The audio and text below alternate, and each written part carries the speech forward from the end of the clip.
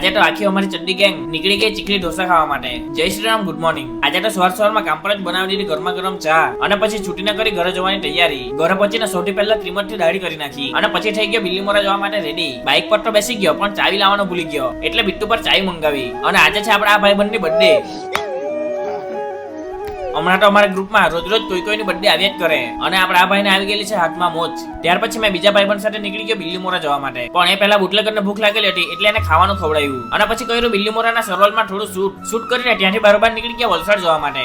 ઓ ભાઈ સાહેબ, આ જોવો મીઠું પકવેટે મીઠુંના ઢગલા મારેલા. વલસાડમાં સોનાલી ફોટોસમાં પટાવ્યું થોડું કામ ને પછી નીકળી આવ્યા ઘરે આવવા માટે. અને બિટ્ટુ જમવા માટે રાહ જોતી હતી એટલે ઘરે જઈને જમી લીધું. આ જોવો કેટલા બધા પડીકા. ક્યાંથી નીકળ્યા તો આ બેનના બેગમાંથી. પછી બિટ્ટુ સાથે ખાધી આલીપોરમાં પાણીપુરી. ત્યાર પછી મેં નીકળી ગયો બિટ્ટુને હોસ્પિટલ મૂકવા માટે. અને આ રીતે જ્યારે વિડીયો શૂટ કરું ત્યારે એના કઈ ને કઈ નાટક ચાલુ જ હોય. ઘરે આવીને ભાઈબંધ લોકો સાથે બનાવી દીધી સાદી કાર ને ડાન્સિંગ કાર. કેવી ડાન્સિંગ કાર તો ચાલો બહારથી બતાવું.